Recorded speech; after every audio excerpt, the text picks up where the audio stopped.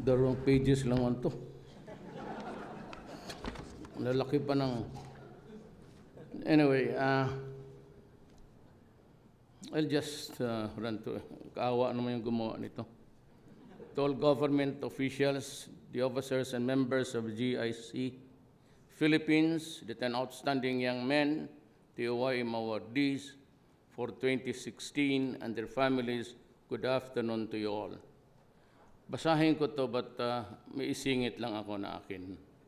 Over the years, the GIC has stayed true to its mission of providing development opportunities that empower young people to create positive change. It has effectively promoted leadership and exemplary innovation among the youth, their service to the community and the nation, their professional excellence and untarnished integrity, and their exemplary leadership. These qualities are best demonstrated by our 10 awardees, and with their selfless dedication, innovativeness, and pioneering spirit, these exemplary people proved that everyone can be a hero as long as we do ordinary things extraordinarily. As this year's awardees join the elite circle of the past honorees, may you inspire other people to excel in their chosen fields of experience, to use their skills and talents, their nation building to effect meaningful transformation that this country direly needs. By committing to do our part in nation building and by even simply doing the things that is expected of us every day, we can immensely contribute to the cultivation of a far more better and more secure future for ourselves, our families, and our communities. Our nation is at a crucial period of introducing concrete and meaningful change. I need your support now more than ever so that we can collectively overcome the ills and illegal drugs, criminality, and corruption that has plagued our nation for so long. As promising and brilliant youth, our country's hopes are pinned on you. It is upon your shoulders that the foundation of a peaceful, prosperous, and progressive nation can be built. As remarkably young men and women, I encourage you to share the responsibility of leading and lifting the Philippines out of the quagmire of complacency and self-doubt by fostering a culture of innovation and excellence that you epitomize. Together, let us work hand in hand to secure the lives of our people, give them the best quality of life that can rightfully be deserved. Once again, congratulations and good evening. Yung akin na, kapiing mo lang to.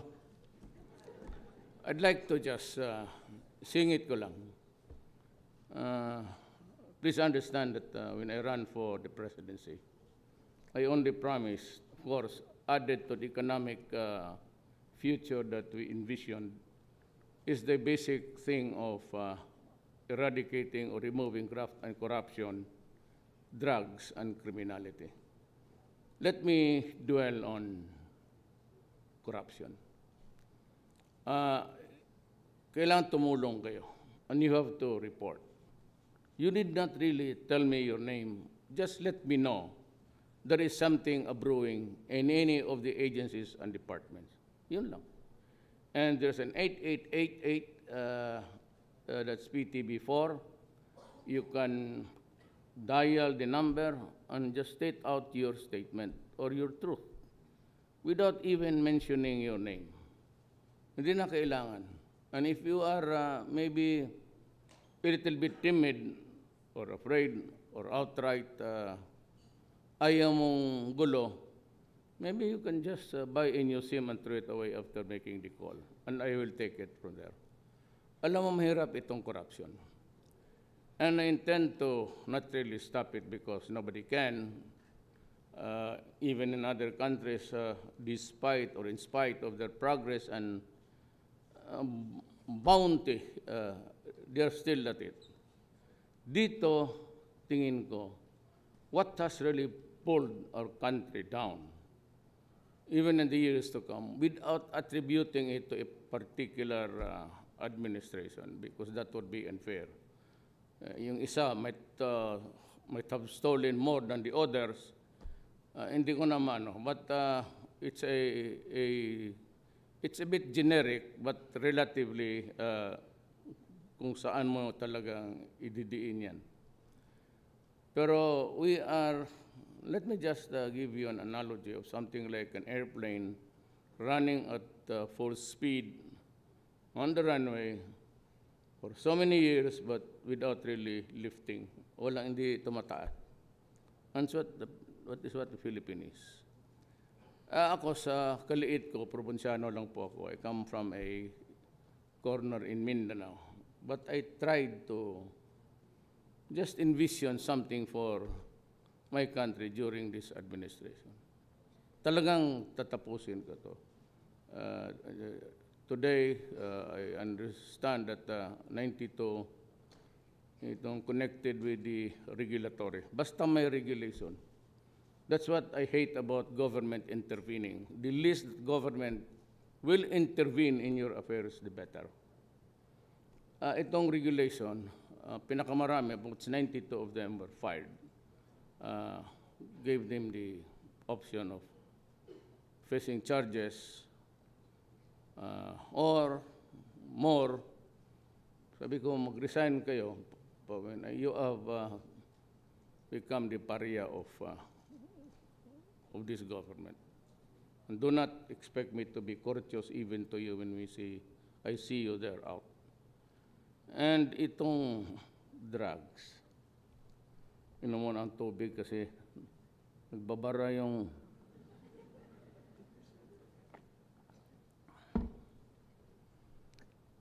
I know that people are killed.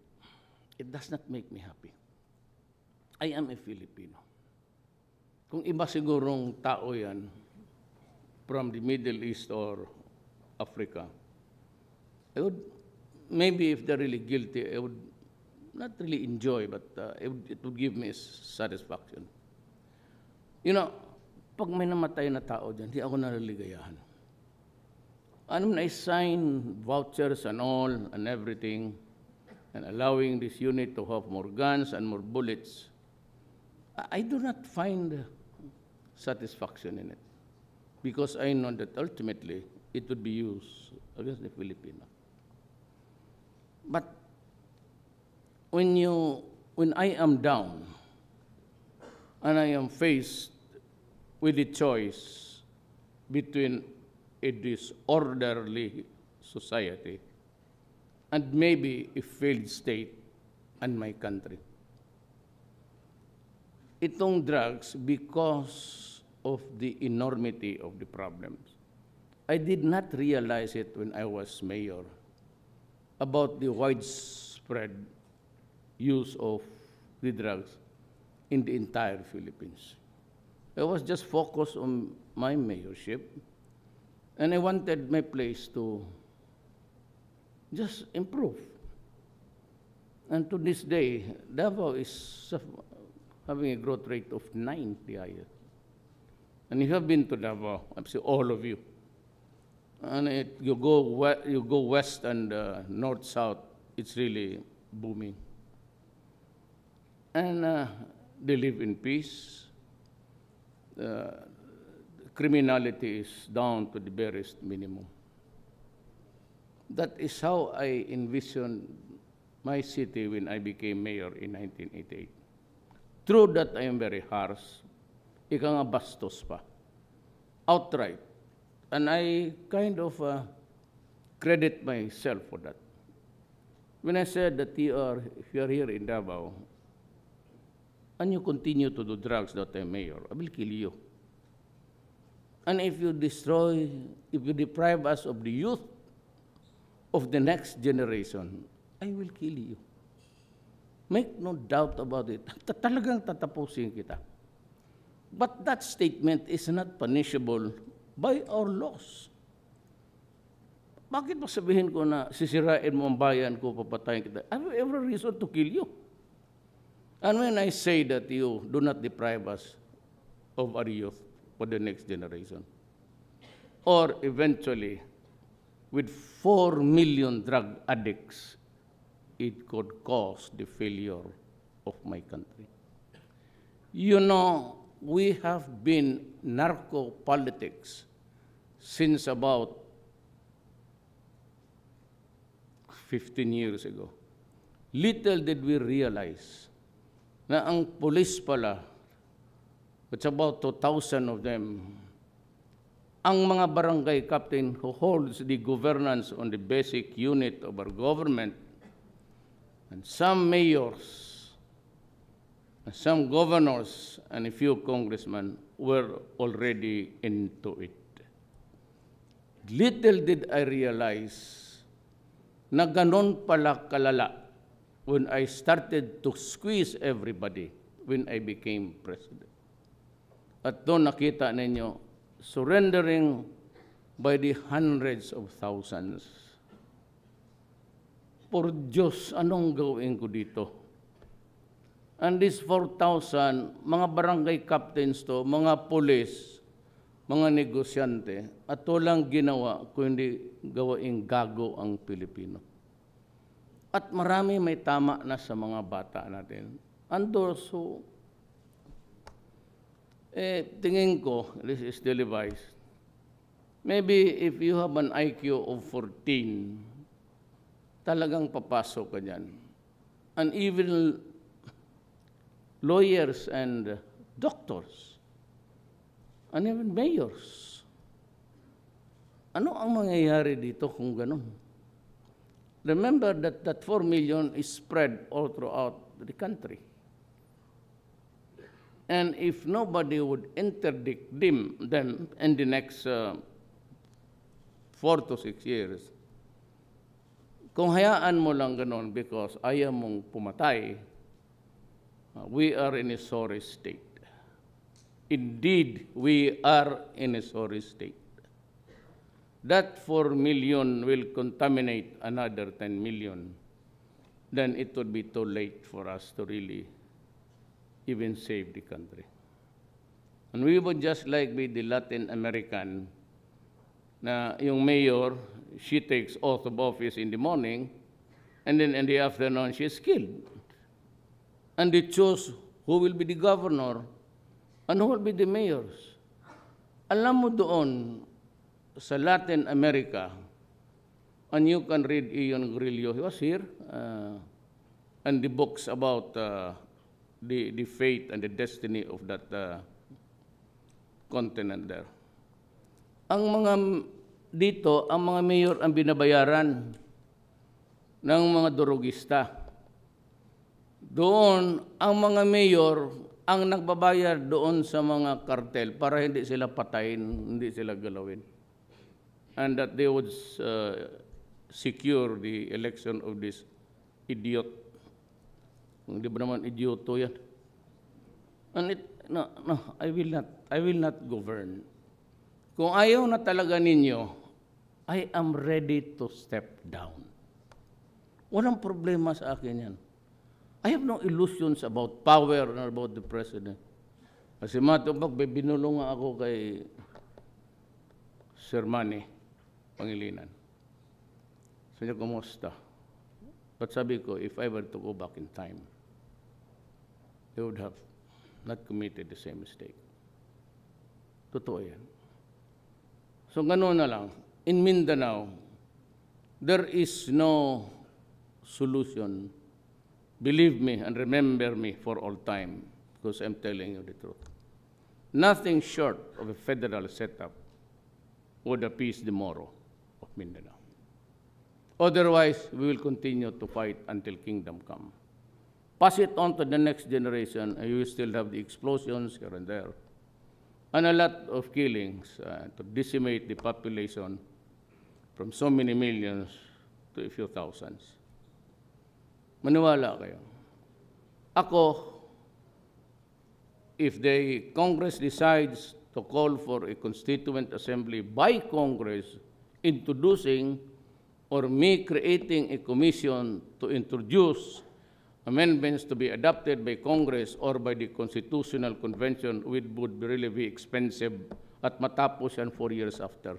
Just like our experience yung last time. But if you can craft, and we can call a commission for that next year, if you can craft and put into place the federal system, you have my word, I am going to step down. Alis na ako. Because I suggest that there will be a strong executive. It could not be like a parliament in England because it did not work. We have so many islands, so many decisions to make decisive actions on Janjan. Remember, Britain, it was hit by terrorism, yung double-decker nila. Took them time to react because a cabinet is a consensual thing, it's collegiate. So no one takes a definite. Pero kung may presidente ka, but limited powers to call or reconvention, to dissolve a parliament, to call for new elections, then the power of being the commander-in-chief and of all armed forces, including the police, kasi armed forces yan, including the CAFUAS. Bako, I'm not interested. If they can do it in 2 years, 2 years and a half, I am out. Because then I would not be eligible for any election. And of course, rightly so. Delikadesa yan kung nagdadala dyan Alis na ako. Pero sinabi ko, bantay kayo dito sa droga.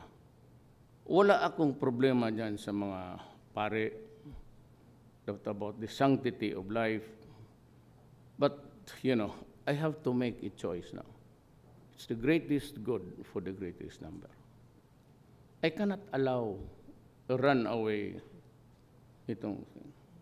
But believe me, if you are thinking that, remember that at the early days of my presidency, I fired almost 9 police generals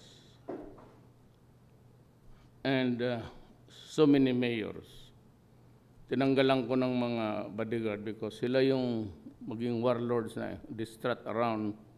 Pati yung mga military sundalo, nag-iwas, si mayor yan. So I had to reduce them to nothing.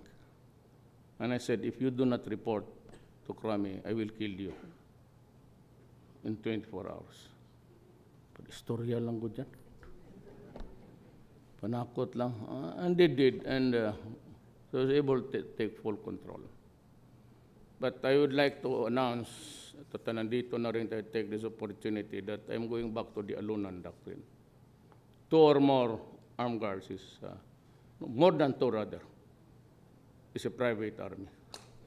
Yan lang. Then, dalawa na yan. If the 2 bodyguards cannot save you, then that is your destiny in this world. You will have to die sometime. Do it earlier.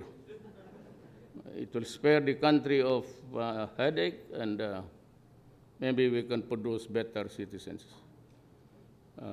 Ganon lang po. I do not offer any excuses, no apologies. I will answer God when I face Him. Pero dito, hindi ako pwedeng alam ko, and even a close friend of mine, Gordon, wrote me a very poignant letter. I respect him very much. I know that it was his letter. Pero tingin ko, Dick, you know, it's about too late in the day. Hindi ako pwedeng mag-sara. But anyway, kunti na lang man ang namamatay. Medyo ubos na Pero talaga, hindi ako napapatawa. Pero I cannot, my next, my successor should be freed of this kind of malignancy. Hindi pwedeng, talagang ayaw ko. And corruption must go. You help me. Any agency. In the past, I myself, Davao City, applied for something of a approval of NEDA to have a railroad. Maliit lang yung commuter. Sa awa ng Diyos, karumata ang dumating sa amin. Tinutulak pa rin ng tao.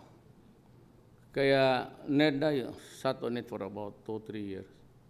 Dito po sa let it be known to you so that alam niyo, it's 1 month. 1 month. Anong klaseng department, 1 month. If you cannot release it in 1 month, then let me know so that I would not suspect that you practically sat on the paper. So, diyan nakakaano. And even permits, I would encourage or I would not like to impose on the local governments kasi elected yan sila. So, it's just supervision. But control, kagaya ng mga police na I inimpose ko yung order ko kay Bato. That's my discretion. I have control of the police and of the army. I guarantee you there was nothing wrong with it, but I was just trying to figure out something there. Hindi ko kasi malaman kung talagang it was a network or just the work of 1 or 2 policemen. So I have to study more closely. There was nothing to it. Huwag kayong matakot. I do not receive drug money. Sus Mariosep. Yung makasintahan ko, kung meron silang pera ibigay sa akin, tanggapin ko. Because it's out of love. Do not bigyan mo pera, babarilin kita dyan mismo sa harap ko. So, that is how it is. But I'd just like to inform you that nothing is evil in this. It's your palace. I do not sleep in this building. Kaya ang multo dito, harap-harapan paski sa araw. Hindi na naghihintay ng gabi. They just, materializes in front of you. And I do not sleep here with more reason. Maya-maya, pagtulog mo dyan, magkatabi mo. Buti sana kung white lady. Pwede mo nang dumugin. Kung paghawak mo, bigotilyo. Espanyol pa dahil maraming dumaan dito ng mga gago. So, I sleep outside in a hotel. It's a small hotel. Pero secret. Wala akong dito. I am sold to the simple ways of life. I am a son of a poor man. And I don't, naumpisahan na rin ng tatay ko na sa hirap, tuluyan na natin ito. Pero hindi ako sanay. I am not even up to, ako lang dito ang nagsasara ng ilaw. Kung malaking they want it bright and, no. Puta, kalaking gastos itong puta. Pati doon. Yung aircon ko yung full blast. Diyan sa pagbabago. I have to cross the river in coming here. Mahina yung lancha. I was late for about a few minutes. Kasi maraming basura, maraming water lily. So, tulakin mo yung lahat ng water lily doon pa. So, I was a bit late, but I'm sorry. It's just the crossing of the river was just too slow. I go back and forth every day. And sabi nga ni Sir Manny, why? Because every night I have a folder of each department. Defense, trade, education, and before I countersign it even with the marginal note, I have to read it. Mahirap na masabit So I sleep, I go home early as 2 dito. Then I review papers until sometimes 6 o'clock in the morning. Kaya kung pabalikin ako, wala naman akong, I have not totally misgivings. But truly, kung pabalikin ako, sabi ko nga sa kanya, ayaw ko. Ayaw ko na. Maliit ang sweldo. 2 ang pamilya ko. Hindi makita mo nung inaugurate ako doon, pati dito. May isa dito, may isa doon. graft and corruption ka, maraming, may sa Davao, may mga investigative journalist. Nagtatanong na tanong, laki mo kuha sa akin. Really, I've been mayor 23 years. I'm not just up to it, actually. Kasi okay na ako sa buhay ko. Not so beautiful, but not so ugly. Stay in the middle course para yan. Yung kaligayahan ko. And I do not enjoy going out. It's, I'm just like you, simple Filipino. Maraming salamat po.